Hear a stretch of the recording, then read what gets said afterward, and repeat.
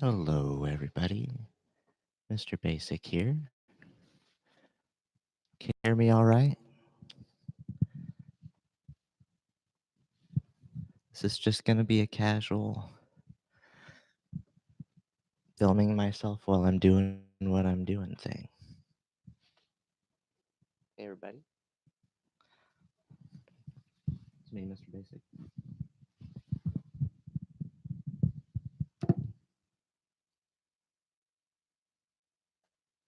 Say hi to Riri.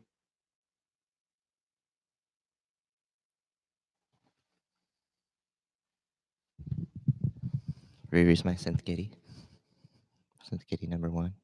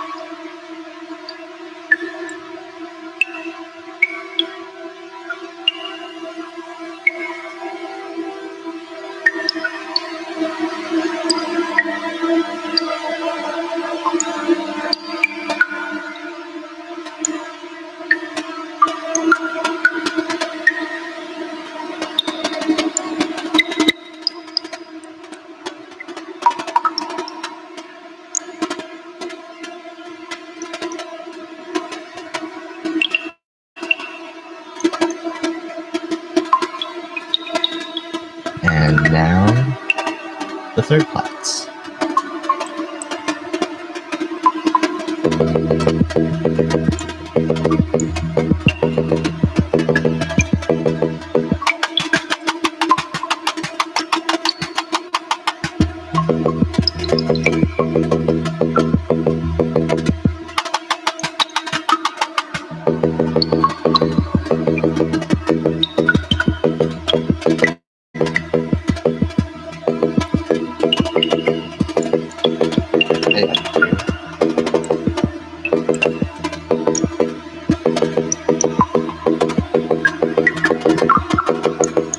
A little scared. Should I turn down the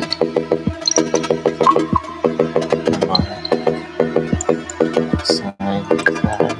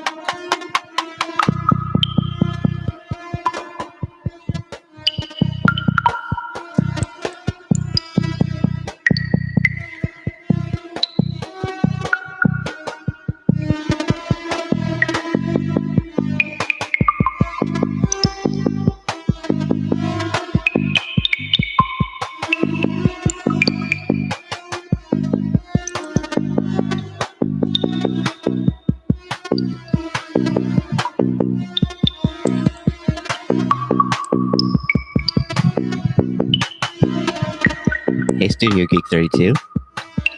How's it going? Nice to see you here. Nice to see you here, Hayes Anderson. Nice to see you as always. Inverted Popes. Excellent. Nice to have you here. Everybody's here. It is going good. I'm feeling a little bit sick, but I think it's allergies. And I haven't had much time to sit down. A lot has been going on in my life, so I haven't wanted to film myself much lately. So I just decided to not worry about it and just do what I do, and just say hi to everybody in the process if somebody comes along. And you guys are awesome.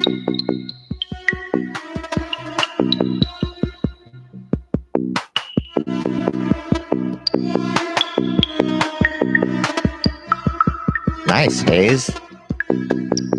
Modded a Volca Beats. Yeah, that must be nothing to you. Modding Volcas and Monotrons at this point.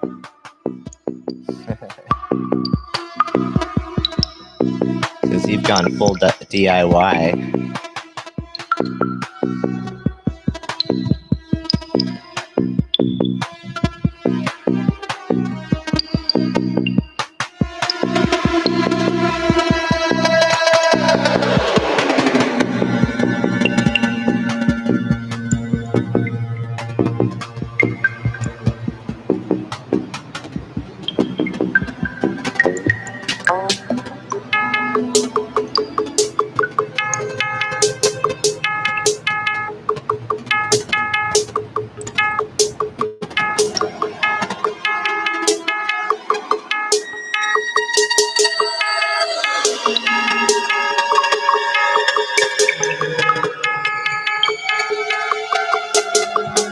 I love Platts so much.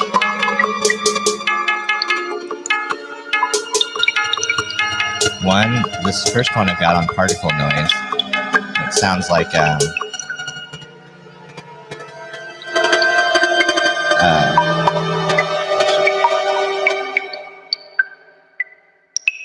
it just sounds like water dropping. But see, I don't have to sequence it because I can just take the timbre knob and it just goes more dense.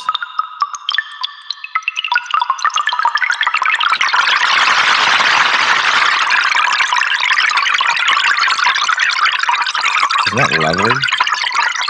Even though it's not coming through stereo because of my Scarlett 2i2.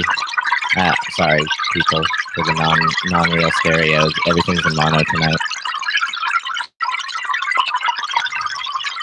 But anyway, what was I doing? Oh yeah. Trig.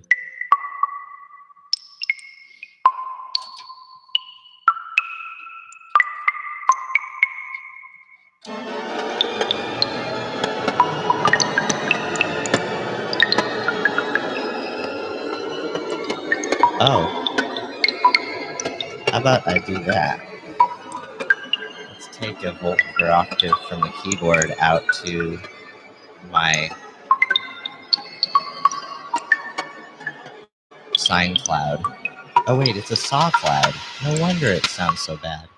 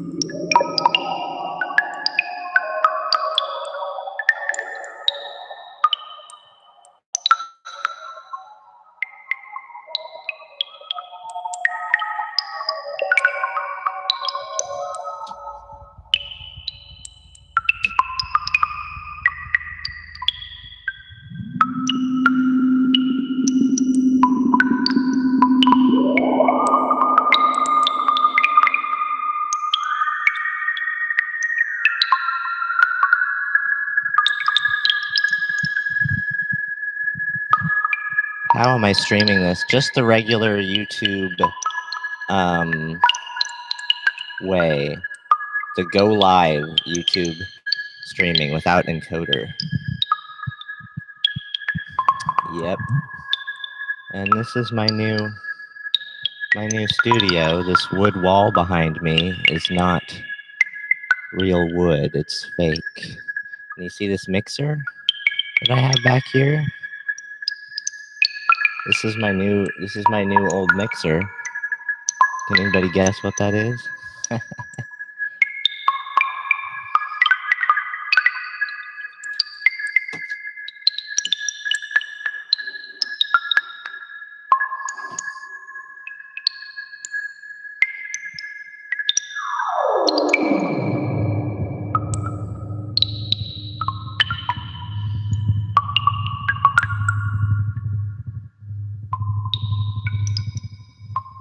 Okay.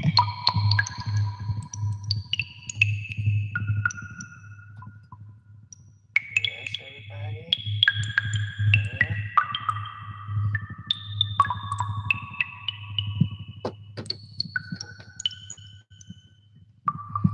Can anybody guess what mixer that is?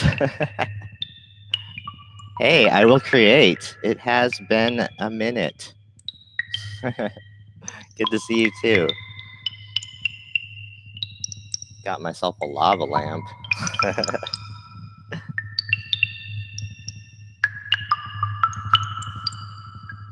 I've got some things on the way. It's going to be all really exciting.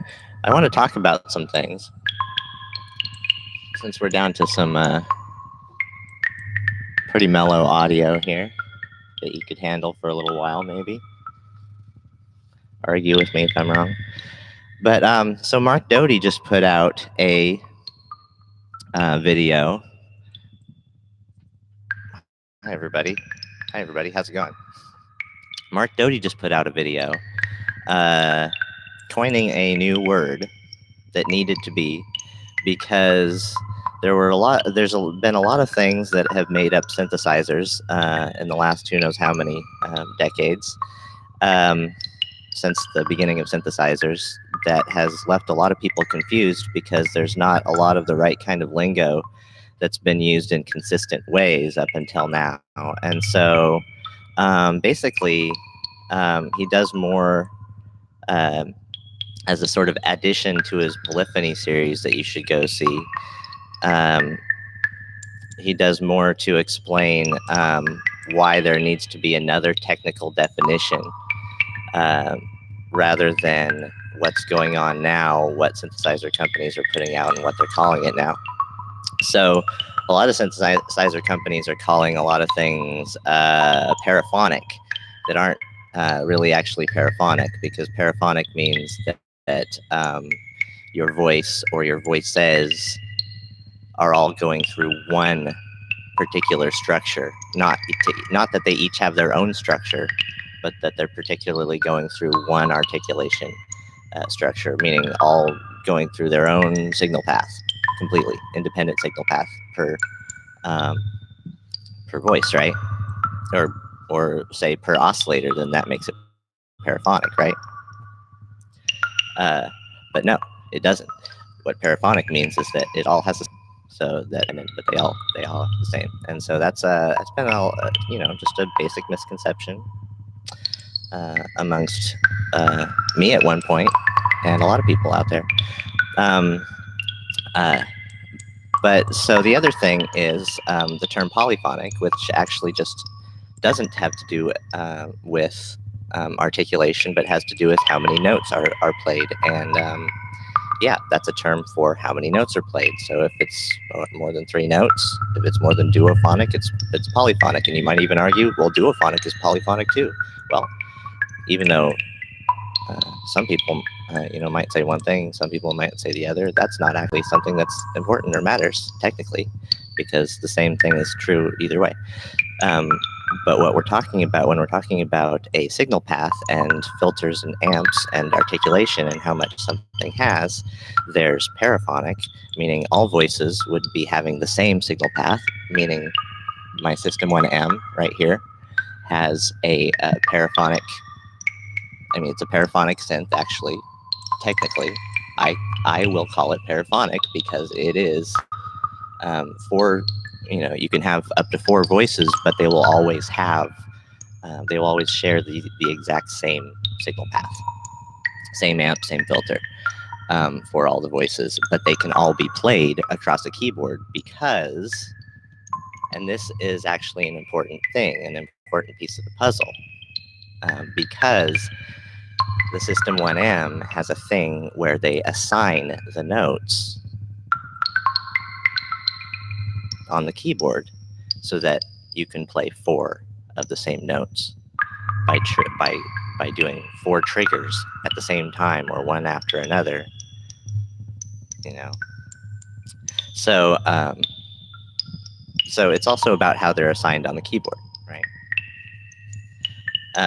But the reason why there had to be a new term, variophonic, and you should go and see Mark Doty's video to see it further explained, and maybe watch it twice in case you missed something and wanted to argue about a certain point that you might have missed that he already said something about. Variophonic is what a lot of synth companies are calling their synthesizers now, or the mode that they're calling it, where you can take a certain signal path and split the notes, and maybe have another amp, but not, or maybe have a separate amp but not filter, or maybe have a separate filter but not amp, or when it's not quite a complete paraphonic, and it's not quite multiphonic, then it's something in between. And all these synths truly are, with their paraphonic mode, something in between paraphonic and multiphonic, which Mark Doty is coining the term to be variophonic, which sounds pretty appropriate. A technical term needed to be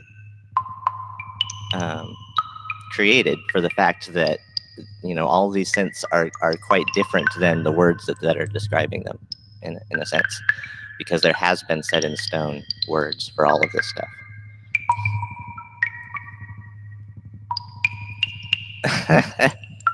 Hayes, you're funny.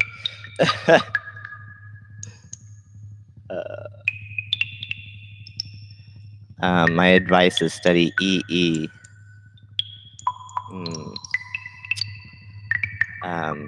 Electronic education. Is that what I'm doing? Is that not? Am I not doing that?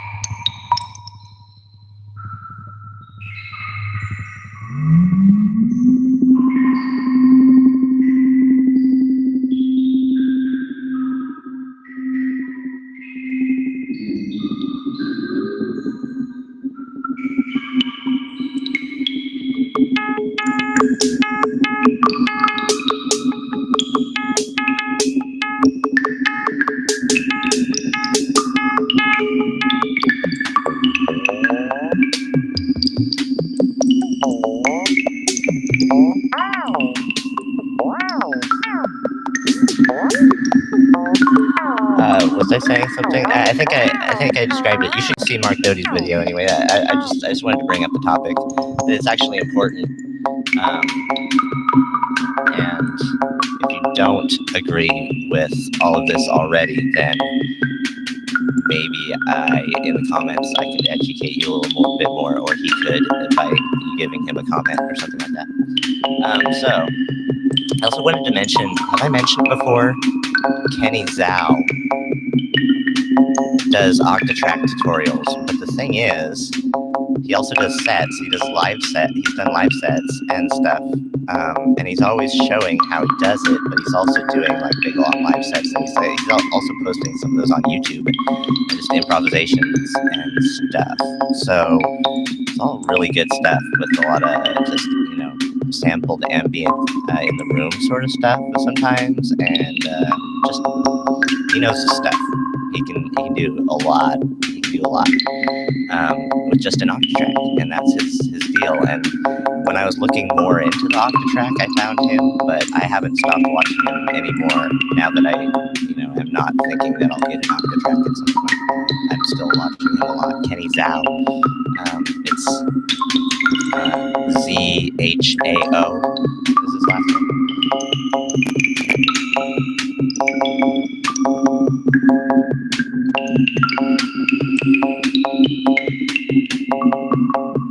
Yeah, Electron is a little bit cerebral. Mike Hydropneumatic, nice to see you. Nice to see you here. You say you just ran your TR-8S, some 707 sounds, and it was a blast. Yeah, cool. 707 sounds good. It sounds good. Yeah, Electron is a little bit cerebral. As far as like really putting in the work and being serious about something and learning something, I think it's a totally you can do it sort of thing. Like anybody can do it. They just have to put in some dedication, make certain workflows a habit, and then do it.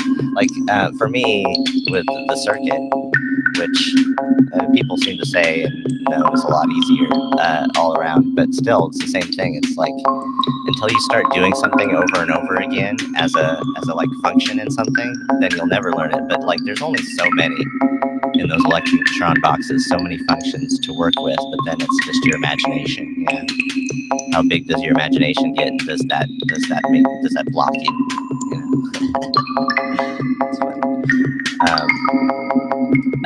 Super Booth just happened. Lots of cool stuff. Got to hear more of the Generate, at least from Bo Beats' video. So check that out. The new stylophone that I'm waiting for, and the Super 6. I'm really into phasing, like stereo phasing, and I don't know, using like multiplying sine waves to do phasing. I've always like been into that. Like these eight sine waves, not stereo phasing, but phasing against each other. It's kind of cool, frequency phasing.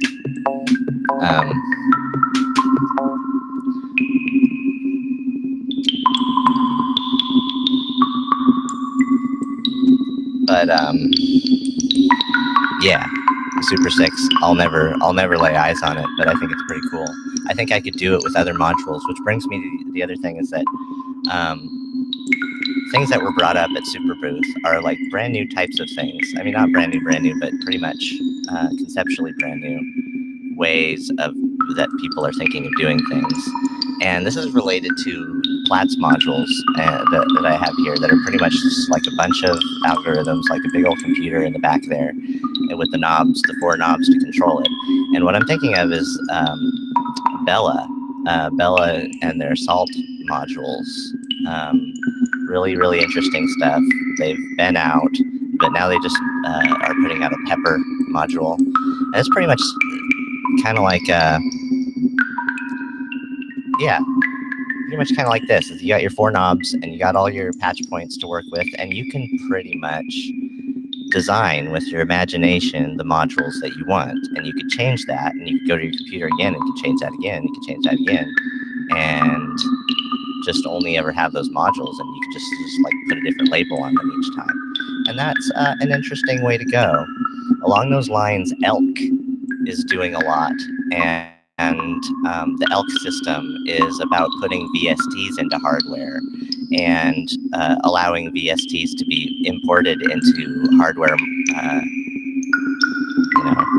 gear sort of things that aren't just a MIDI controller necessarily, but I guess more like a module that you can have all the functions tactile and dedicated and stuff like that, depending on the VST.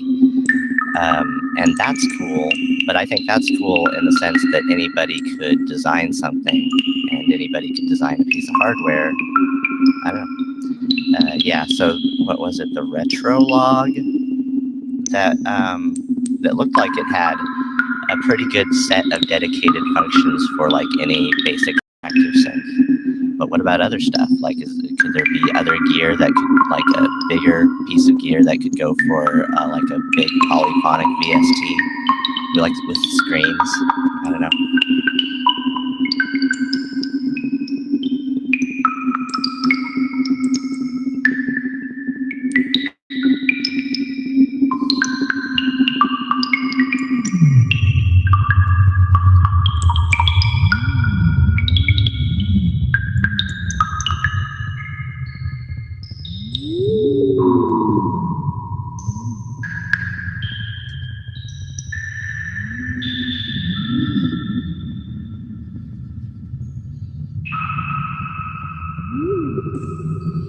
Yeah, from scratch, man.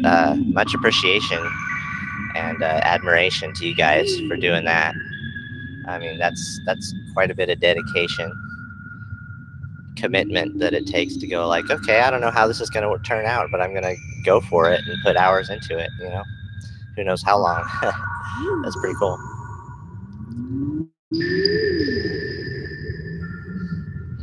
So, but the main thing I was going to say, since Super Booth, the big surprise was everything that Polyend came out with. The Polyend Poly version 2, which luckily I didn't have the Poly version 1 yet, which it was inevitability. It was an inevitable. Anyway, it's definitely going to happen. So it's cool that they're coming out with version 2, and I can still just be cool with waiting on that.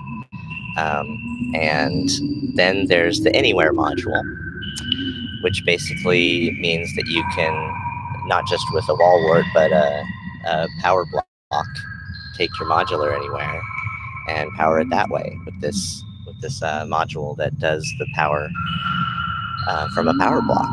And so if you get, it's as good as your power block is. It's just a really good format to come out with, and I'm surprised it hasn't happened already, or if it has, hasn't gotten much traction. But it's the best idea ever, because everyone wants to take their modular around like it's an actual, semi-portable instrument, right? I mean, they can be in suitcases, right?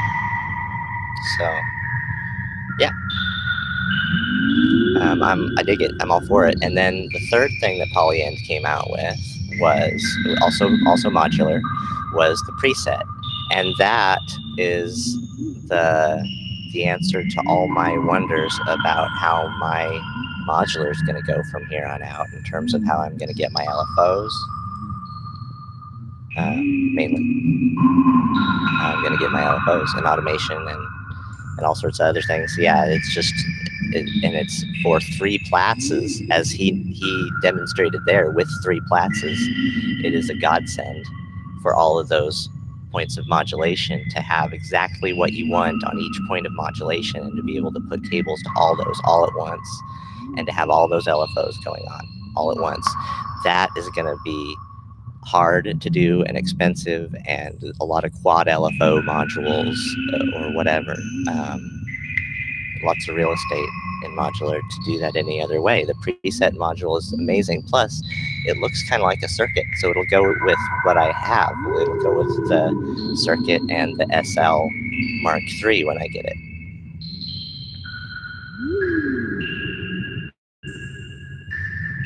Yes, and it looks like Easter too. It's very colorful. Yeah, the kids will love it. So yeah, that's what I'm really excited about, and will be for this whole next year. That'll be my deal. Is like, oh yeah, Polyend, came around and threw together exactly the essentials for what everyone really actually needs for Eurorack, except for they haven't put out an output module or an input module and stuff like other utilities like that. But they've gone further with these types of utilities that they've just come out with, I think, than anything that was already out. I think that's just amazing. I think they need some real props for having done that. But maybe that's just my gas talking.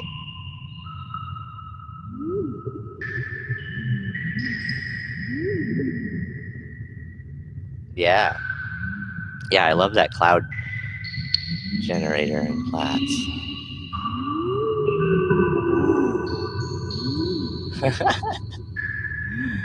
Yeah, the preset, the Polyan preset, that's really the one.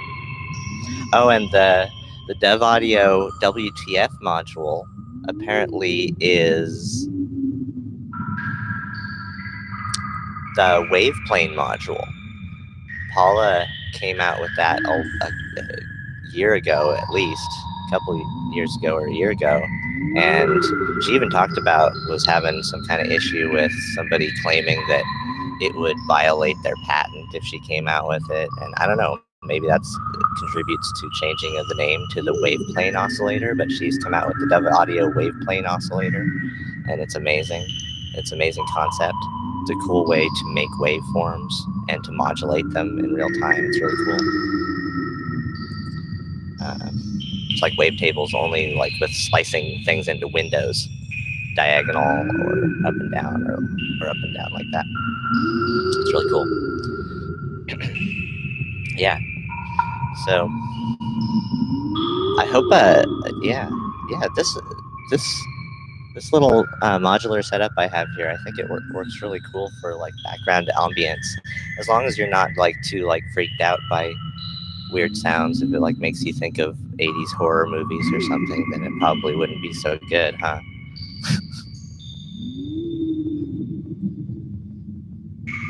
I mean, it kind of does for me too, but in a good way.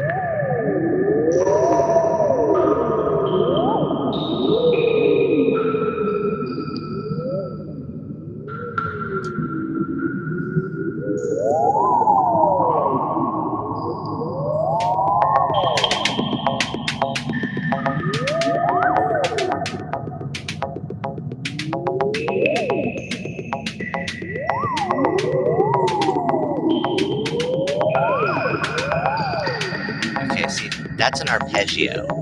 Just random arpeggio. I just hit my, you saw that? Okay. And it makes a really great longer form sequencer, right? You just turn up the octaves. It'll give you other sounds.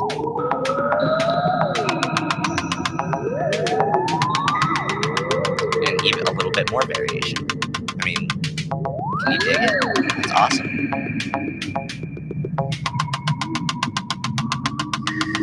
You can just, I mean, this is just the octave knob. 2 octaves.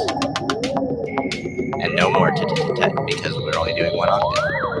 So the voltage doesn't go, the CV doesn't go that high.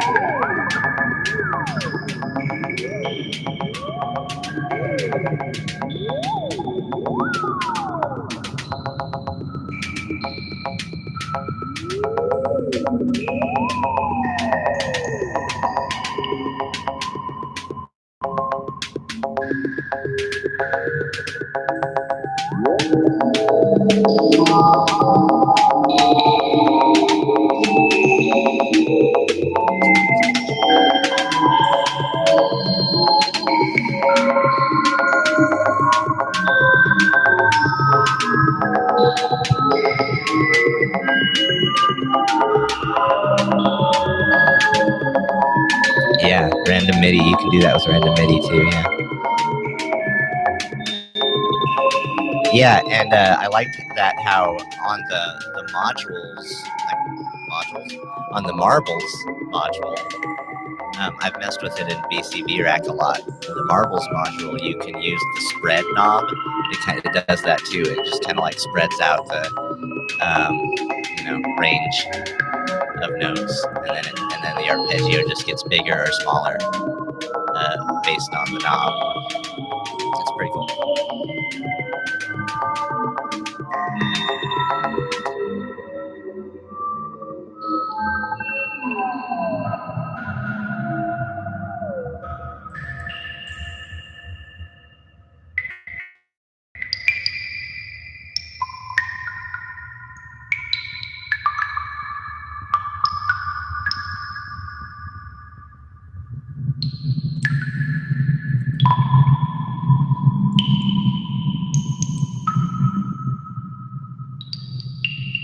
You don't think FPGA is the next big thing? Do you think it's unnecessary? Do you think it's just like so much that, I mean, we already had a resolution past the ear could tell anyway, and so it's just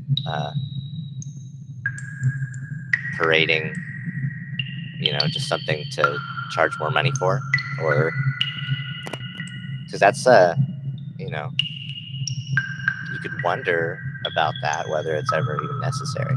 I don't know if that's what you're thinking or not, but I've thought that in the past. But yeah, I've looked at it. I don't know. I think potentially with more voices involved, just with more strain on the system, whatever way that you do that, then it would be totally the thing.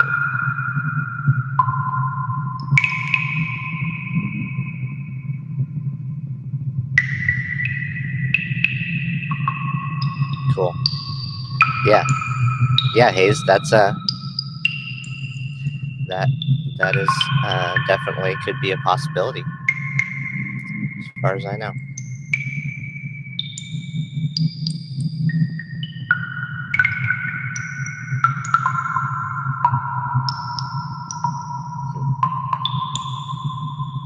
Yeah, it's very interesting. These particles are great. I finally found this. I was wondering where it was. I've heard it before, but I didn't know which mode it was until I started working with the particle noise mode.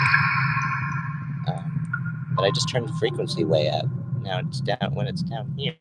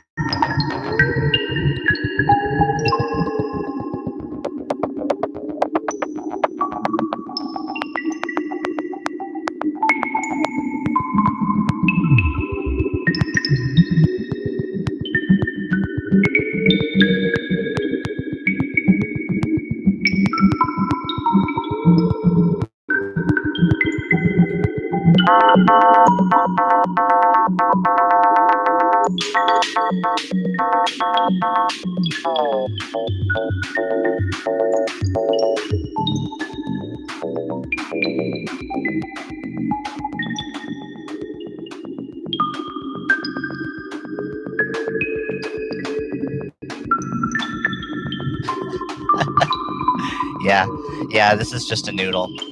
Sorry, Mike. Just a noodle today. I've been actually putting off going live for a while because I guess maybe I was just taking it too seriously because, I haven't been, I don't know. I think I might do more of these just noodles, but I also want to put together some cool live sets of actual music too. Because I've been working on stuff, but it's just like, it's weird when you film yourself. It does something weird to being creative and coming up with something in an organized way. It just totally influences one way or another, right? but I do want to do that, and I want to do. So I think next week I'll do the making of a house track and just go from beginning to however far I get within a couple hours or whatever, and that'll be cool too. But that'll be more musical.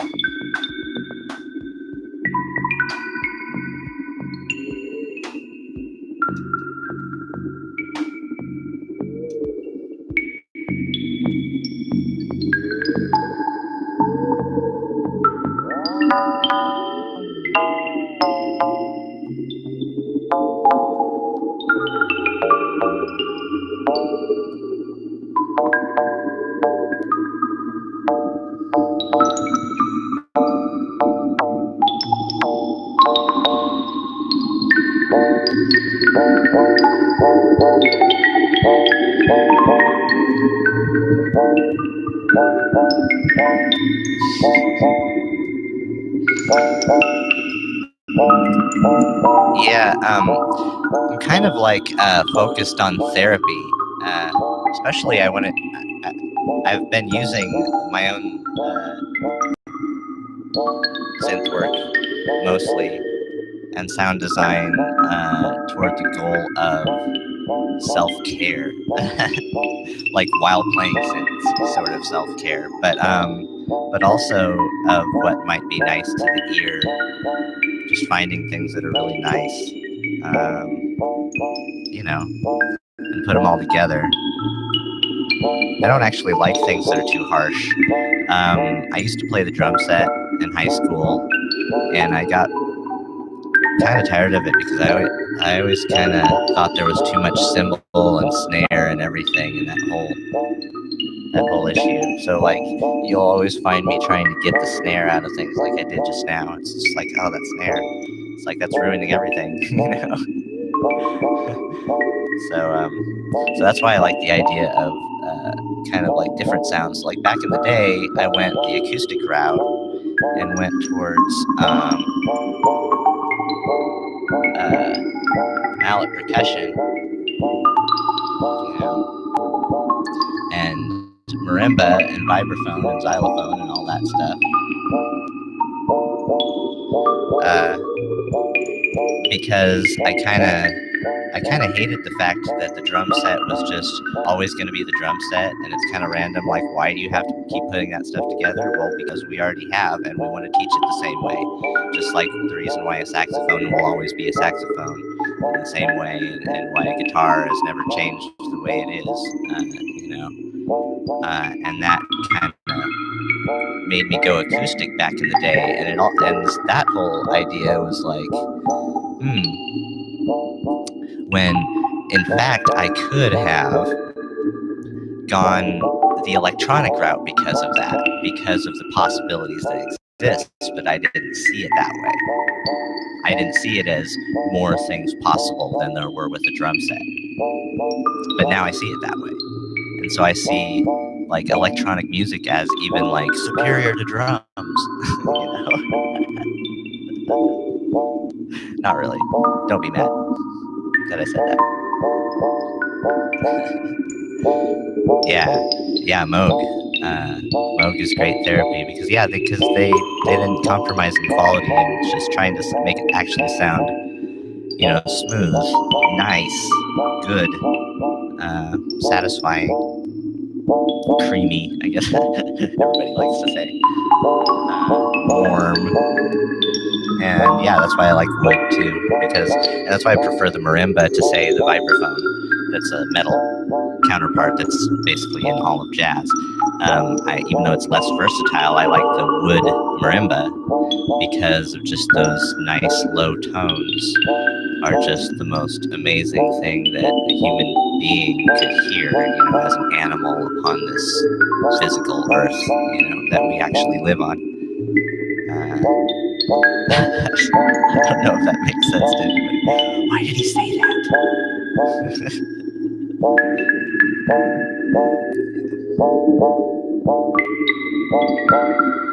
Maybe because I'm a materialist in the classic sense. I really like sine waves because of that. I'm breaking up we're breaking up. About 45 minutes in. I think this is we had a good sound going on here. I'll remember this, and if I don't, I'll refer back to my own video. That's what's great about recording this stuff. And I'll see all of you on the flip side. All of this stuff, just the only controller is the mini brood, original mini brood, arpeggiator. Like the real magic is the malt. The real magic players, the power players are the utilities, aren't they?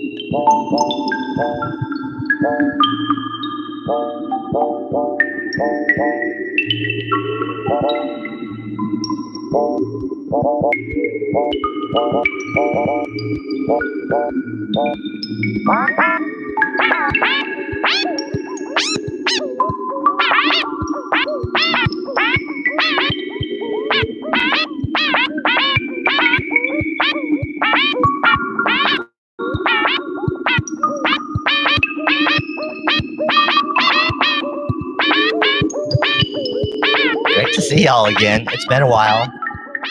Thanks for understanding that I haven't been around so much. I hope YouTube can be more chill. More people like you guys. Don't take it easy. Enjoy your gear.